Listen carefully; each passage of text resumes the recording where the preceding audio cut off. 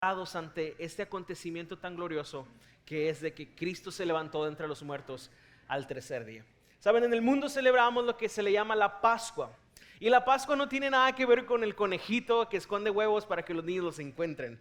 Y vamos, es algo que se ha hecho tradición en el mundo, pero quiero decirte que la Pascua, la palabra Pascua, viene de una palabra hebrea que es pasaj.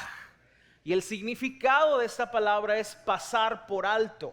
Y la Pascua apunta a un hecho que sucedió hace siglos atrás en el pueblo de Israel. Cuando Israel estaba en cautiverio por los egipcios, Dios envió 10 plagas. ¿Cuántos han visto la película de las plagas de Egipto? ¿Sí? La historia de Moisés y el pueblo de los hebreos. Y la 10ª plaga, la última plaga que Dios envió sobre Egipto fue la mortandad de los primogénitos. Todos los niños y todos los animales que habían nacido primero iban a morir como un castigo a causa de que Egipto tenía prisionero al pueblo de Israel. Entonces Dios le advirtió a Faraón a través de Moisés: hey, viene esta 10ª plaga que es la más fuerte de todas las plagas que has tenido. Y Dios le dio indicaciones a Moisés y le dijo: ¿sabes qué? El ángel de la muerte va a descender ese día y va a entrar a las casas y todos los primogénitos van a morir. Y la única manera en la que no les pase nada a los del pueblo de Israel es que maten a un becerrito, a un corderito, y con la sangre de ese becerrito manchen los dinteles, las puertas de las casas. Y cuando el ángel de la muerte pase, al mirar la sangre afuera de los dinteles, va a pasar por alto. De ahí viene Pascua, pasar por alto. No va a entrar a esa casa porque la sangre le va a ser por señal de que no debe tocar esa casa. Y lo que estaba apuntando Dios a través de esa simbología, a través de esa sombra, era lo que siglos después vendría con Jesús, el Cordero de Dios en la cruz del Calvario, y cómo iba a rociar su sangre sobre aquellos que creemos en Él, y así ya no recibir la paga del pecado que es la muerte, la condenación eterna, ni la muerte eterna, no por nuestras obras, no porque seamos buena onda, sino porque la sangre es la señal de que hemos sido justificados por la fe. La sangre es la señal de que ya no hay condenación para los que están en Cristo Jesús, porque Él ha pagado el precio de nuestros pecados, y es lo que celebramos en Pascua. Yo no sé si tú lo sabías, pero ese es el motivo por el cual hoy estamos aquí de fiesta. Cristo se levantó entre los muertos, testificando que Él es todo lo que dijo ser, que todas sus promesas que Él habló son verdad, y culminó todo esto con su ascensión a los cielos y estableciendo su iglesia en esta tierra. Así que vamos a orar en esta mañana dándole gracias a Dios y pidiéndole que Él abra nuestras vidas. Padre, yo te ruego hoy que tú hagas lo que solo tú puedes hacer. Solo tú puedes transformar mentes, corazones. Solo tú puedes, Señor, venir y transformar nuestras vidas. Yo te ruego hoy que a través del poder de tu palabra tú hagas una obra nueva en los corazones. Que tu Espíritu Santo, Señor, nos revele en una mayor profundidad los beneficios de la resurrección de nuestro Señor Jesucristo. Padre, estamos creyendo en ti, estamos creyendo que tú nos has traído a todos con ese propósito. Y te damos toda la gloria a ti, en Cristo Jesús. Amén y amén. Bien, el día de hoy vamos a continuar con la serie que se llama 7. Y lo que vamos a hacer hoy es fusionar esto de los 7 yo soy de Jesús. Si tú no has estado acompañando en los domingos anteriores, estamos llevando un estudio de las 7 veces que Jesús dijo yo soy en el Evangelio de Juan. Cada una vez que Jesús dijo esto, esta expresión yo soy, apunta acerca de la deidad de Jesús y también de la obra de Jesús. Entonces, Jesús en el Evangelio de Juan lo dijo 7 veces específicas. Y una de ellas fue yo soy la resurrección y la vida. Y hoy que celebramos la resurrección de Jesús, vamos a hablar de eso. Y quiero que me acompañes al Evangelio de Juan, capítulo 10. Y vamos a estar leyendo ahí, capítulo 11, versículo 25 y 26. Sé que quizá todos hemos escuchado esta historia, este relato en la vida de Jesús, en el ministerio de Jesús. Lo vamos a leer y después voy a hablarte un poquito del contexto. Después de darte el contexto, voy a hablarte acerca de algunas teorías que han tratado de refutar este acontecimiento histórico de la resurrección de Jesús. Y por último vamos a ver algunos beneficios de la resurrección de Jesús. Eso es lo que vamos a hacer, ¿sale? Leemos. Le dijo Jesús: yo soy la resurrección y la vida.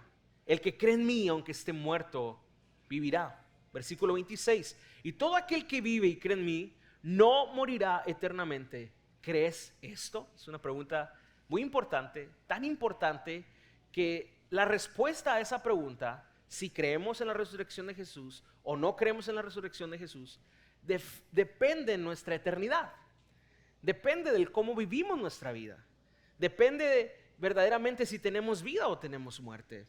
Porque todo aquel que cree en el Hijo, todo aquel que cree en quien Jesús dice ser, el Dios encarnado, tiene vida eterna. Pero el que no cree en el Hijo no tiene la vida eterna. Ese es el mensaje central de todo el Evangelio de Juan. Entonces, vamos al contexto. Jesús le dice esto a dos mujeres. Jesús tenía unos amigos muy especiales, el cual era Lázaro, sus dos hermanas Marta y María. Ellas, junto con su hermano, eran amigos muy cercanos a Jesús. Muy probablemente Jesús pasaba algunas tardes ahí con ellos tomando un buen café colombiano o algo así. Y platicaban y muy seguramente comían juntos. El caso es que la Biblia nos dice que ellos tenían un lazo de amistad muy fuerte. Un día, mientras Jesús andaba predicando, haciendo su ministerio, le llega una noticia y le dicen: tu amigo Lázaro se está muriendo, está bien enfermo y parece ser que se va a morir. Entonces, lo lógico, lo más racional es mi amigo, yo sano enfermos, pues que Jesús rápido fuera a la casa de Lázaro, orara por él para que Lázaro sanara. Y justamente eso fue lo que pensó la familia de Lázaro y lo que pensaron sus discípulos. Pero la gran sorpresa es que Jesús se esperó. Hizo todo lo que estaba en contra de la lógica. Yo no sé si tú y yo nos podemos identificar con esto. Yo en lo personal lo leo y lo vuelvo a leer y digo, definitivamente hay muchas cosas en mi vida, en mi familia, en la iglesia, que yo no haría como Dios hace, ¿sí? Yo pienso a veces que Dios va a actuar de una manera porque es lo más lógico y razonable, pero resulta que Dios no es como yo, ni piensa como yo, y hace las cosas tan diferentes a como yo pensaba que las tenía. Yo creo que en tu familia, en tu caso, ha habido situaciones donde Dios no actúa como tú esperas que actúa. Pero me encanta porque en este relato podemos ver la soberanía de Dios. Él hace lo que Él quiere, como Él quiere, cuando Él quiere. Jesús espera 4 días. Cuando Él llega a la casa, Lázaro ya tenía 4 días de muerto. Dice la Biblia que ya apestaba feo. El lugar donde ocurrió esto, geográficamente, es muy parecido a nuestra zona desértica. Estaba haciendo calor. Imagínate un cuerpo encerrado en una cueva por 4 días. Puedes imaginarte el olor. Y Jesús llega al 4.º día y obviamente hay algunas quejas muy lógicas. Cuando Él llega, las hermanas le dicen: Jesús, si tú hubieras venido antes, si tú hubieras llegado a tiempo, mi hermano no se hubiera muerto, mi hermano seguiría con vida. Y Jesús le dice: tranquilas, no pasa nada.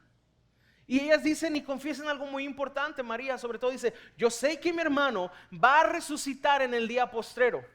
Eso quiere decir que la doctrina de la resurrección era algo conocido por ellos. Era algo que como familia compartían. Pero Jesús está por hacer un milagro tan extraordinario que cambiaría la vida de esta familia para siempre. Jesús les dice entonces, el versículo 25: yo soy la resurrección y la vida.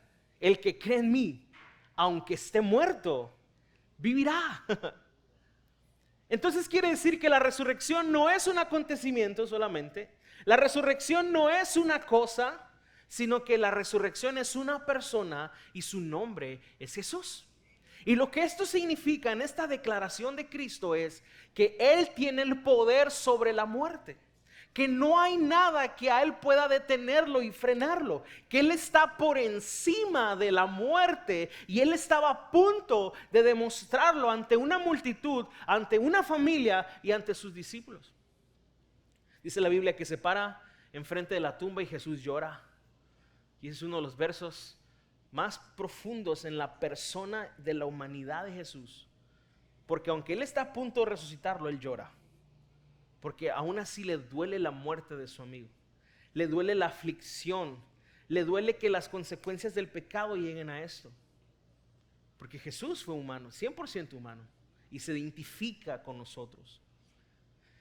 Pero él manda a remover la piedra y le habla a su amigo. Le dice: Lázaro, sal fuera. Y la Biblia dice que aquel que tenía 4 días de muerto y ya apestaba.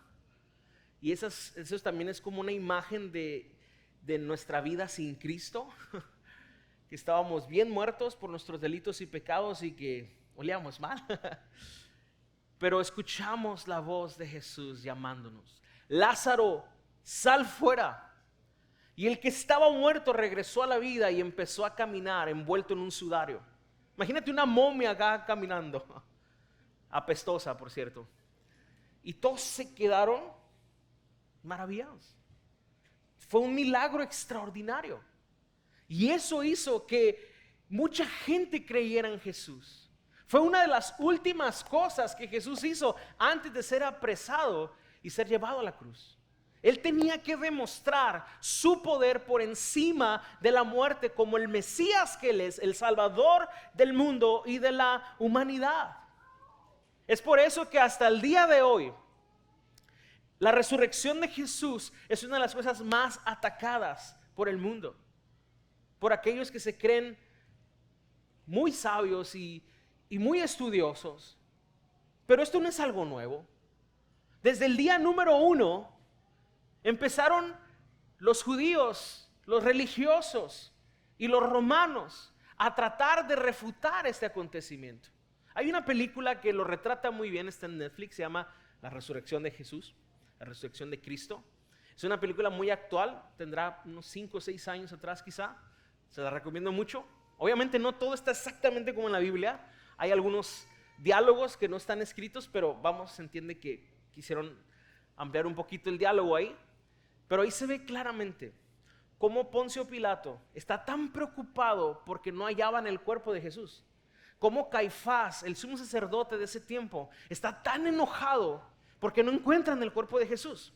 Porque ellos saben que si los discípulos testifican de la resurrección de Jesús sin un cuerpo visible, entonces mucha gente iba a poder creer la resurrección de Jesús. Es por eso que empieza una búsqueda del cuerpo, empiezan a desenterrar muchas tumbas y buscándolo en todos los rincones el cuerpo de Jesús, ellos convencidos de que por aquí debe estar. Es imposible que un hombre haya resucitado, vuelto a la vida después de 3 días. Y lo buscan y no lo encuentran, y gloria a Dios porque hasta el día de hoy no lo han encontrado, y hasta el día de hoy la tumba sigue vacía porque el Rey vive por los siglos de los siglos.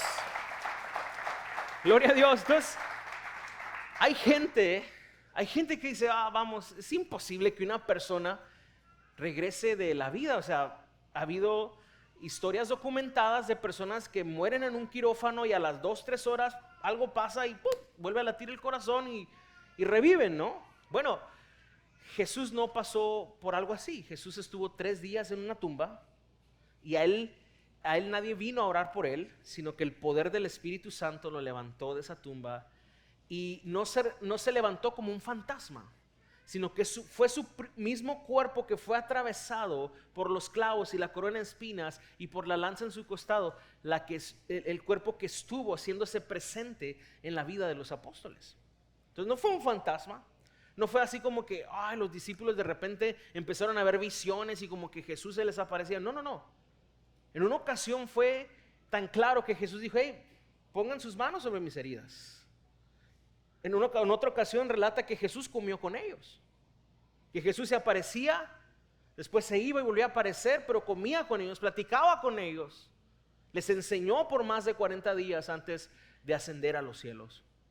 Entonces, otro de los argumentos que se tratan de poner ahí enfrente para que la gente no crea en la resurrección de Jesús es que pues es imposible que una persona resucite. Pero Jesús no es cualquier persona. Jesús es Dios encarnado, Jesús es Dios hecho hombre. Y fue lo que los fariseos no podían creer: ¿cómo tú puedes ser Dios? ¿Cómo puedes ser tú el que estamos esperando? Porque no se acomodaba la cosmovisión política y económica que ellos tenían de un Mesías que vendría a rescatarlos de del oprobio de los romanos. Pero Jesús venía a establecer un reino espiritual que consiste en justicia, paz y gozo en el Espíritu. Un reino inconmovible que no es de esta tierra, sino que es un reino espiritual. Es por eso que para ellos fue totalmente una tortura toda esta predicación de Jesús ha resucitado.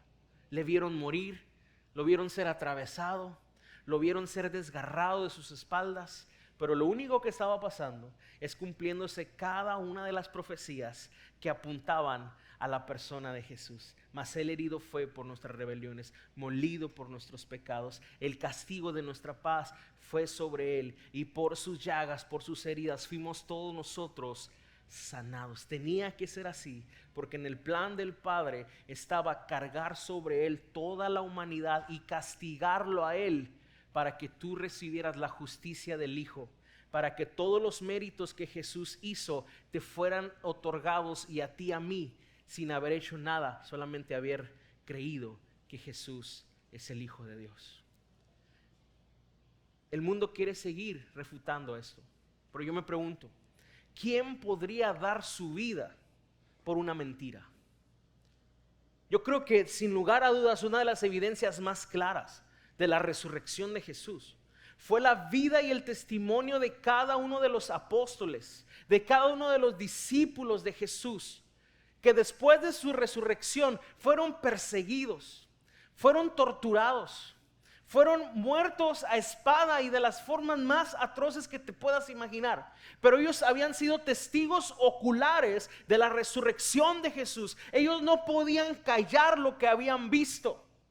Jesús se le apareció primero a las mujeres que fueron a tratar de envolver el cuerpo de Jesús y llenarlo con especies aromáticas. Jesús se les aparece a ellas. Después Jesús se le aparece a Pedro y a Juan, que por cierto relata la Biblia que Pedro y Juan fueron corriendo y que Juan le ganó a Pedro, ¿verdad? Yo creo que por los años Juan era el más joven, pero también Juan tiene primera, segunda y tercera, y Pedro nomás primera y segunda. Entonces ya en el tercer cambio ya no lo alcanzó. Chiste de señor papá. Ya soy señor papá. El caso es que se les aparece a ellos dos. Después se le aparece a los 11, perdón. Ya Judas ya no estaba. Pero después de eso dice la Biblia a más de 500 personas. Oye, pues tú puedes dudar de una persona o dos personas que te vengan con un cuento de esos. Pero a más de 500 personas que dicen, lo vimos, nos habló, nos enseñó. ¿Y sabes una cosa? Ellos predicaron el evangelio y extendieron el reino de Dios en la tierra, aún sufriendo toda clase de castigos por la verdad irrefutable de que Cristo, su Señor, resucitó. Yo creo que nadie estaría dispuesto a entregar su propia vida por algo que tú sabes que es mentira, por algo que tú sabes que es una falacia, que es un cuento, una charra. Al contrario, estamos dispuestos a dar nuestra vida por este fundamento irrefutable, por esta verdad tan trascendental que ha cambiado la historia de la humanidad. Antes de Cristo, después de Cristo, ningún acontecimiento en la humanidad ha trastornado tanto al mundo como el hecho de que el Salvador del mundo estuvo muerto 3 días, pero que ahora vive por los siglos de los siglos. Aún la gente que va a Israel sigue viendo la tumba vacía, sean gnósticos, sean incrédulos, sean ateos de todo tipo. Cuando van ahí y entran a la tumba, dice, porque buscan entre los muertos al que vive. No está aquí, ha resucitado. Y es lo que hoy celebramos. Y créeme, mi oración es que, como te dije al principio, hoy no sea un domingo de resurrección más, sino que el Espíritu Santo venga a mostrarnos con la palabra cuáles son esos beneficios. Mira, desde que era un niño me tocó ir a los servicios de resurrección. Y en la iglesia donde yo crecí eran a las 5 de la mañana. Van a decir, qué bueno que no crecimos ahí. No, la verdad es algo muy hermoso, muy bonito. Forma parte como de nuestra historia. Y yo sabía que iba a haber 2 cosas seguras el día de resurrección.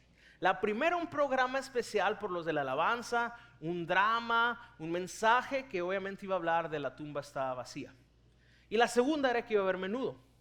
Siempre había menudo.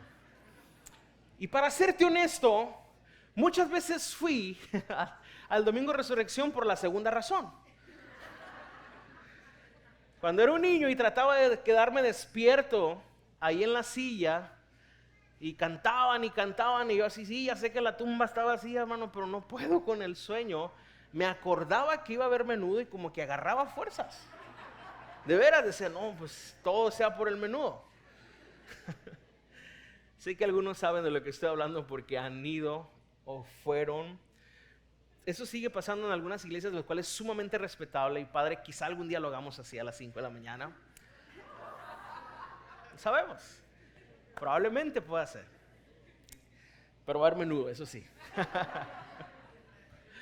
El caso es que, aunque desde niño escuché el mensaje, Jesús ha resucitado, y fui creciendo, fui un adolescente, un joven, para serte honesto, yo no entendía ese mensaje.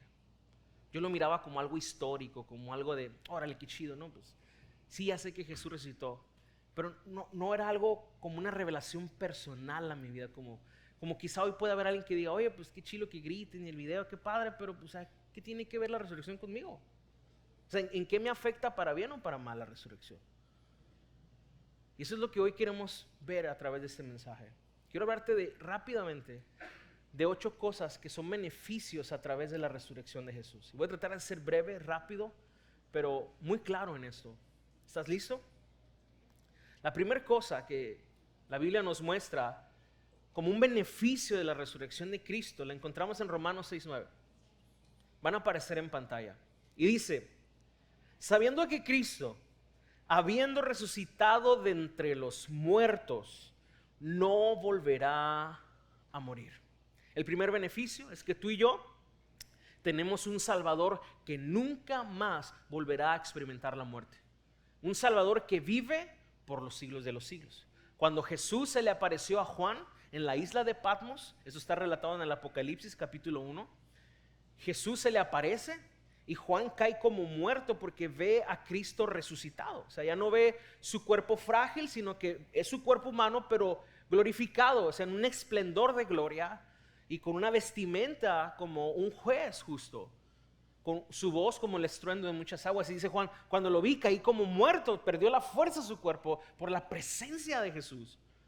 Pero Jesús le habla y dice, yo soy Juan, el que estuve muerto, pero ahora vivo por los siglos de los siglos. Tenemos un Salvador que nunca muere, ya nunca más verá la muerte. ¿Y eso en qué se traduce para ti y para mí? Para empezar, que Él es eterno y que todos los que creemos en Él, como lo dice el pasaje principal que leímos al comienzo, es que todo aquel que cree en Él, aunque tenga una muerte espiritual, en Él encuentra la vida eterna. Hay una promesa doble aquí. Jesús dijo, el que cree en mí, aunque esté muerto, vivirá, apuntando al hecho de que toda persona en este mundo nacemos con una vida espiritual muerta. Gracias a Adán. Adán tenía vida espiritual antes del pecado. Ellos comieron del fruto prohibido y Dios le dijo, el día que comas de ese árbol ciertamente vas a morir. Sabemos que Adán no murió físicamente porque Adán vivió más de 900 años. Pero lo que sí pasó es que en ese mismo instante, cuando Adán le falla a Dios, muere espiritualmente. Es por eso que él es expulsado del paraíso, porque Dios es espíritu y para habitar con Dios tienes que tener vida espiritual. Cuando Adán pierde la vida espiritual, él no puede estar en la presencia de Dios. Ahora, Cristo Jesús es el único que viene a darnos vida espiritual, porque Él es Dios espíritu también, y Él da vida nueva a aquellos que han creído en Él. Y es lo que le dijo a la familia de Lázaro: el que cree en mí, aunque esté muerto, vivirá, y el que vive y cree en mí no morirá eternamente. O sea, es una promesa doble, porque está apuntando hacia la vida espiritual, pero también está apuntando hacia una vida eterna después de esta vida terrenal. Él dice, si tú estás vivo y crees en mí, como ahorita lo estamos tú y yo, el día que muramos físicamente, nos levantaremos en una vida eterna que está prometida para todos aquellos que han creído en Cristo Jesús. Lo segundo es, en Hechos 5:30, versículo 31 dice, el Dios de nuestros padres, resucitó a Jesús, a quien vosotros habéis matado colgándole en una cruz. A este Dios exaltó a su diestra como príncipe y salvador para dar, escucha esto, arrepentimiento a Israel. Hechos 5 está hablando de las primeras veces que los apóstoles predicaron a los judíos. Y este relato está diciendo que el pueblo judío eran los que habían dicho: sí, crucifíquenlo, queremos a Barrabás y no a Jesús, mátenlo, su sangre sea sobre nosotros. Ustedes lo vieron morir, ustedes lo crucificaron ahí, fue matado en una cruz, pero Dios lo exaltó, Dios lo levantó. ¿Para qué? Para que fuera posible el arrepentimiento.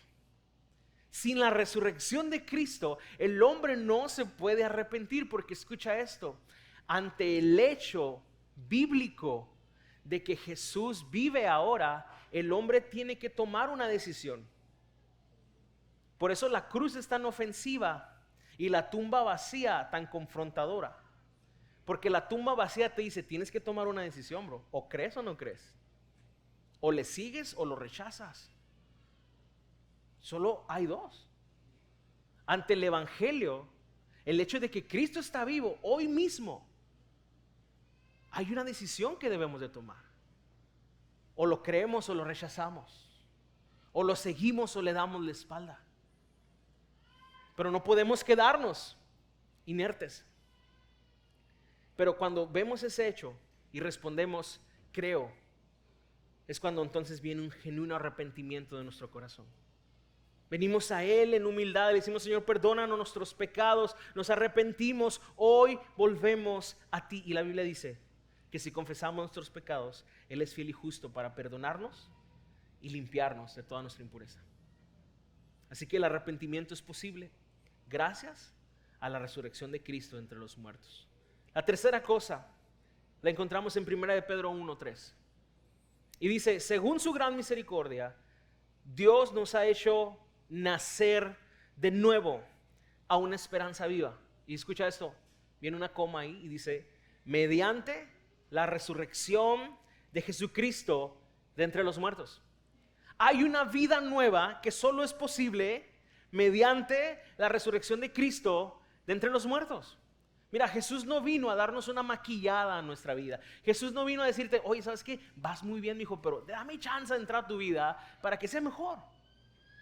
Jesús no viene: voy a tratar de hacer el corazón que hizo un expresidente de México, no sé cómo era, así medio, parecía riñón en lugar de corazón. O sea, Jesús no es como: tú tienes una mitad del corazón y yo te pongo la otra y te complemento, bro. No, Jesús no es el complemento ni la media naranja de nadie. Eso no es bíblico. Jesús viene a traer un nuevo corazón y una nueva mente. Jesús no viene a reparar la vida de nadie, viene a darle una vida nueva. Entonces Jesús no viene a maquillar un cadáver, alguien que está muerto y maquillado. Jesús viene a darle vida a lo que está muerto. Ese es el mensaje del evangelio. Entonces eso no sería posible si Jesús no se hubiera levantado entre los muertos. Pero como Él se levantó de los muertos, Él es capaz de darle vida a los que ahora creen en Él. Tú ahora estás en Cristo. Dice 1 Corintios 5:17, de modo que si alguno está en Cristo, nueva criatura es, las cosas viejas pasaron y aquí todas, ¿qué? ¿Sabes? Ese verso es tan poderoso, pero como es uno de los más conocidos, muchas veces por conocerlo tanto, pierde mucho efecto en nuestra vida. Pero es tan poderosa esa verdad. Yo soy hecho nuevo en Jesús. Ya mi pasado no me está definiendo, ni mi pecado ni siquiera me está definiendo, sino que ahora en Cristo yo tengo la identidad de ser su hijo. ¿Y sabes qué? Nada puede arrebatarnos de eso. Allá afuera hay unas camisetas de la iglesia, bueno, pues hacer marketing, que dice esa verdad ahí atrás: nada puede separarnos del amor de Dios que es en Cristo Jesús. Porque es una de las verdades fundamentales de nuestra fe. La obra que Cristo hizo al morir y resucitar, ni el pecado, dice Pablo en Romanos 8, ni la muerte, ni ángeles, ni principados, ni lo presente, ni lo porvenir, nada puede separarte del amor de Dios que fue expresado en esa cruz. Nada puede separarte de ese amor. porque Él lo ha consumado en esa cruz preciosa del Calvario. Número 4, Primera de Corintios 15:5 dice: y si Cristo no ha resucitado, vuestra fe es falsa. Qué fuerte esto. Todavía están en sus pecados. Qué terrible que si Cristo no hubiese resucitado, todavía estuviéramos con nuestro pecado, todavía estuviéramos condenados, todavía estuviéramos destinados a una eternidad sin Dios, todavía estaríamos sobre el juicio y la ira de Dios estaría todavía sobre nosotros. Pero gracias a que Cristo resucitó, nuestra fe no es vana ni falsa. Al contrario, nuestra fe es la más extraordinaria y la única que puede causar verdadero gozo en la vida de aquellos que dependen de Jesús. Porque Cristo, si ha resucitado, tú ya no estás en tus pecados si has creído en Él. Mira, hace un momento decía esto: en el plan de Dios siempre estuvo Jesús como nuestro sustituto. A la luz de la revelación bíblica, desde el libro del Génesis tú ves sombras y figuras de la redención, de cómo Dios nos compraría a precio de sangre para restaurar las cosas que el pecado echó a perder. Lo podemos ver desde la historia de Abraham, los patriarcas. Abraham iba a sacrificar a su hijo Isaac. ¿Cuántos recuerdan esa historia? Lo iba a sacrificar en un monte, en el monte Moria o Moriah.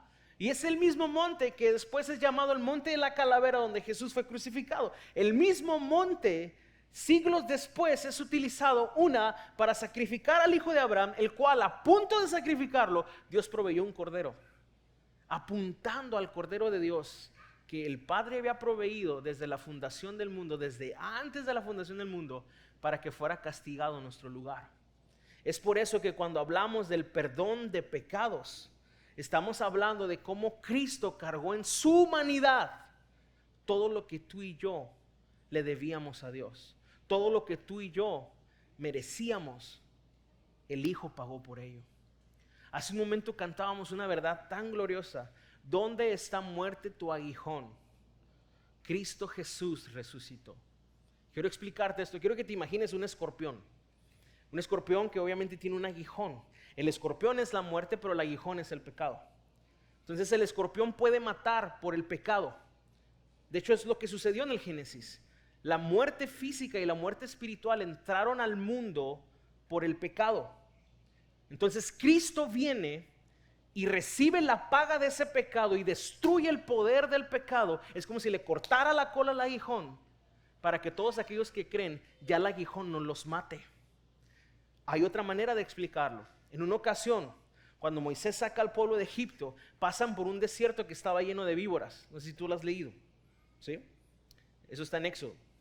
Entonces, pasan por un desierto donde hay víboras. Yo me imagino que eran de cascabel, porque en los desiertos generalmente hay víboras de cascabel. Y empezaron a morder a la gente. Y la gente empezó a morir. Entonces Dios le dijo a Moisés que levantara una señal. Y la señal era una serpiente enrollada. Y Dios le dijo a Moisés que todo aquel que mirara esa serpiente ahí, en ese estandarte de bronce, el veneno de la serpiente no los iba a matar. Eso está en la Biblia, de veras. Los veo así como, ¿qué serie de Netflix es esa, pastor? No la he visto. Miró la de Mariposa del Barrio. Eso dice la Biblia. Y todos los que miraron ese símbolo de bronce, el veneno de la serpiente ya no tuvo efecto. Escucha eso. Eso solamente apuntando a que siglos después el Hijo del Hombre, Cristo, sería levantado ya no en algo de bronce, sino en una cruz de madera. Y todo aquel que lo mire en Él y crea en Él, el pecado ya no lo matará. El veneno ya no tendrá efecto en nosotros. No por nuestras obras, no porque seamos bien chidos y buena onda, sino porque la sangre del Cordero ha sido derramada en la cruz y es la medicina contra el poder del pecado. Gloria a Dios por eso. Vamos avanzando. Número 5, Hechos 2, 32 y 33. A este Jesús resucitó Dios, de lo cual todos nosotros somos testigos. Fíjate, Hechos 2, estamos hablando unos cuantos meses después de la resurrección de Jesús. Y dice, nosotros somos testigos, así que, exaltado a la diestra de Dios y habiendo recibido del Padre la promesa del Espíritu Santo, ha derramado esto que vosotros veis y oís. ¿Es Pedro el que está predicando esto? Es el día de Pentecostés donde la gente empieza a recibir al Espíritu Santo, empiezan a hablar en otras lenguas y entonces la gente dice, ¿qué onda? ¿Qué está pasando aquí? Y Pedro habla este mensaje, dice, a Jesús, a quien ustedes vieron que murió en la cruz, bueno, el Padre lo resucitó. Nosotros fuimos testigos de eso, lo vimos, que se levantó, se nos apareció. Por más de 40 días nos enseñó cosas del reino, eso está en Hechos 1. Pero en Hechos 2 es Pedro ya predicando este acontecimiento y diciendo que el Padre le había dado esta promesa al Hijo. En otras palabras, gracias a la resurrección de Jesús es posible el advenimiento, la venida del Espíritu Santo a la tierra. Antes de esto, el Espíritu Santo en el Antiguo Testamento solamente venía en algunas ocasiones a la vida de un profeta, a la vida de un juez, a la vida de un hombre de Dios. Lo usaba, hacía una proeza como Sansón que mató 1000 hombres con la quijada de un asno, y después el Espíritu Santo se iba y Sansón volvía a ser una persona totalmente normal. Pero ahora, gracias a la resurrección de Jesús, y como Él ascendió a los cielos, Él dijo, les conviene que yo me vaya. Si yo me voy, les voy a enviar al Consolador. Y entonces Jesús asciende, resucitado en gloria. Y entonces el Espíritu Santo viene cumpliendo la promesa de Joel capítulo 2. En los postreros días derramaré de mi Espíritu sobre toda carne. Hermanos, el Espíritu Santo nos da entendimiento para esto. Moisés, David, Elías, Zacarías, todos los profetas, todos los patriarcas que conocieron a Dios y tuvieron una relación con Él. Hermanos, aún los ángeles, hermanos, no han tenido el privilegio que tú y yo tenemos de ser morada, habitación del Espíritu Santo de Dios. Gracias a la presencia del Espíritu Santo en tu vida, tú has sido sellado como propiedad de Dios para siempre. Para siempre. Habiendo escuchado el evangelio de vuestra salvación, fuisteis sellados con el Espíritu Santo de la promesa, el cual es las arras de nuestra herencia hasta el día de la posesión adquirida. Gracias al Espíritu Santo, tú has recibido dones y talentos que Él te ha dado conforme Él quiere, para que seas útil en el reino de Dios. Gracias al Espíritu Santo, tú has recibido la sabiduría y la mente de Cristo en esta tierra. Gracias al Espíritu Santo, tú has sido unido al cuerpo de Cristo, que es la iglesia. Gracias al Espíritu Santo, tu oración puede ser intercesora y llegar al cielo y ser respondida por Dios, aún con gemidos indecibles. Gracias al Espíritu Santo, tú eres exhortado, consolado, edificado, fortalecido, esperanzado, ayudado por el Paracleto, que es el Espíritu Santo. Y todo eso gracias a que Cristo se levantó de entre los muertos, hermano. La próxima vez que te preguntes, ¿qué tiene que ver la resurrección de Cristo conmigo, hermano? Esto es algo mucho más precioso y glorioso y poderoso de lo que a veces nuestra mente puede imaginar. Voy rápido, vamos a meter un poquito el acelerador. Número 6, Romanos 8:34. Dice Pablo, ¿quién es el que condena? Es una pregunta. Él mismo la responde. Cristo Jesús es el que murió. Él es el que pagó el precio. ¿Quién es el que condena? La respuesta a esto es, el diablo quiere condenarnos. El diablo quiere acusarnos. El diablo es el que tienta y después te dice, ya ves, eres un hipócrita. Ya ves, es mentira que tú estés aquí. ¿Para qué la juegas? A los 3 días te quiero ver, vas a volver a lo mismo. Tú no fuiste hecho para esto. Ya ves, lo has intentado una y otra vez y sigues batallando con el mismo pecado porque eres un hipócrita. Dios no te ama. Eso te dice la gente y el pastor gordito que está ahí nomás para que diezmes y ofrendes. Pero ellos no te aman.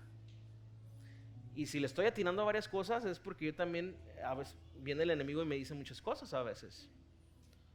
Pero él es el acusador de los hermanos. Ese es su trabajo. Con mentiras a distorsionar la verdad de Dios. Hacerte dudar del amor de Dios, hacerte dudar de la obra de Dios. Pero el Señor lo reprenda y Él te fortalezca para que tú lo resistas y Él huya de ti. Ahora, algo muy importante es que Pablo responde de una manera magistral esta pregunta. ¿Quién es el que acusa? Ya sabemos que es el enemigo. ¿Quién es el que condena al enemigo? Porque Cristo no vino a condenar al mundo, sino para que el mundo fuese salvo por él. Pero fíjate lo que dice, Cristo Jesús es el que murió, o sea, él paga el precio por nosotros. Segundo dice, me encanta, sí, más aún, el que resucitó. O sea, no solo muere, resucita para darte una nueva vida, el poder del Espíritu Santo dentro de ti y de mí. Y luego dice, el que además está a la diestra de Dios Padre, intercediendo por ti y por mí. O sea, no basta con que murió para perdonar, no basta con que resucitó para una nueva vida, sino que ahorita mismo Cristo intercede por los suyos, por sus hijos, rogándole al Padre, guárdalos, protégelos, líbralos del mal, líbralos del mundo, no los quites del mundo, sino líbralos de todo mal, Señor, fortalécelos, ayúdalos. Hermano, eso es algo glorioso, porque la obra de Cristo no ha terminado en nosotros. Él sigue con los suyos, Él sigue fortaleciéndonos y llenándonos. Y esto nos lleva a la número 7, Mateo 28:20, dice, he aquí yo estoy con vosotros todos los días hasta el fin del mundo. Es una de las promesas más conocidas, pero escucha esto, salieron de los labios de un Jesús resucitado. Estas palabras Jesús no las dijo cuando todavía estaba vivo en su vida natural, sino que Jesús dijo estas palabras después de exclamar lo siguiente, toda potestad me es dada en los cielos y también en la tierra, por tanto vayan, por tanto los envío, porque tengo toda autoridad, todo señorío, nada se puede sujetar a mí, porque yo soy el Señor, así que vayan, prediquen, enseñen, bauticen hasta el último rincón de la tierra, y aquí yo estoy con vosotros todos los días hasta el fin del mundo. Es la promesa de un Cristo resucitado, de un Cristo que todo lo puede, de un Cristo que te cubre, te protege y te ayuda, porque Él está vivo. Y por último, 2 Corintios 4:14 dice, sabiendo que aquel que resucitó al Señor Jesús, o sea, al Padre, a nosotros también resucitará con Jesús y nos presentará juntamente con vosotros. Quiero decirte, la obra que Jesús inició en nosotros es la perfección hasta el día de su venida. Y la promesa final de Jesús es que así como Él resucitó, los muertos en Cristo también resucitaremos. Tendremos una vida resucitada que sí comienza en esta tierra, a través de la vida resucitada de Cristo, y hemos visto que hay muchos beneficios, pero la realidad es que un día nuestro cuerpo terrenal debe de morir, porque este cuerpo no fue diseñado para soportar la eternidad. Y yo creo que tú y yo nos dimos cuenta, este cuerpo envejece, este cuerpo se deteriora, este cuerpo es frágil y no puede soportar la eternidad. Es por eso que este cuerpo que fue hecho del polvo regresa al polvo, pero del polvo aquel que ha resucitado con el poder del Espíritu Santo te va a resucitar a ti en un cuerpo glorificado para que estés una eternidad con el Señor, para siempre con Él. Gloria a Dios. Así que yo no sé qué pueda estar ocurriendo en tu vida presente hoy. Yo no sé los problemas que tú tengas hoy. Yo no sé las aflicciones que puedas tener o los retos que estés enfrentando, las pruebas, las dificultades. Si estás luchando con ansiedad, depresión, en medio de una separación, en medio de una enfermedad física, yo no sé. Pero lo que sí sé es que si tú crees en Jesús, Él es la resurrección y la vida. Y si tú estás muerto espiritualmente, hoy Él puede resucitarte.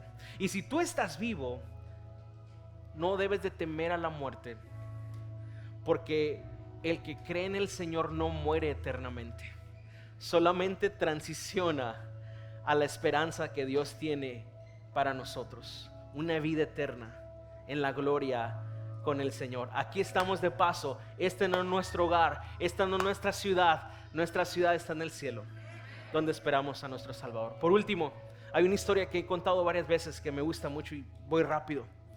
Cuentan que un misionero que dio su vida en África por más de 45 años predicando el evangelio, este misionero había perdido inclusive a su esposa allá en las misiones.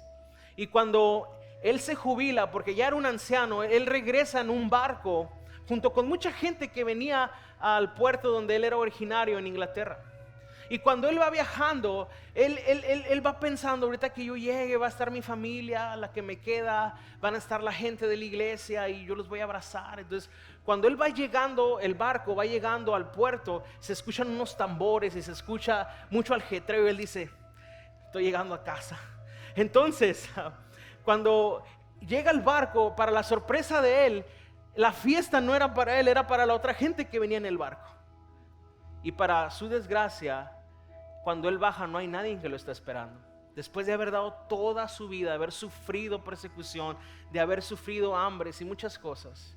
Y él se queda tan triste y él hace una oración así como un susurro: Señor, he dado toda mi vida, he dado todo mi tiempo para tu servicio y pensé que iba a llegar a casa y iba a recibir abrazos. Y dice que él escuchó la voz del Espíritu Santo que le dijo: hijo, es que tú todavía no llegues a casa. Cuando tú llegues a casa vas a ver cómo te vamos a celebrar. Cuando tú llegues a casa vas a ver cómo te vamos a recibir, porque nuestra ciudadanía está en los cielos también, donde esperamos a nuestro Señor y Salvador. Así que Cristo está vivo, Él ha resucitado. Vamos a ponernos de pie. El día de hoy vamos a tomar la Santa Cena.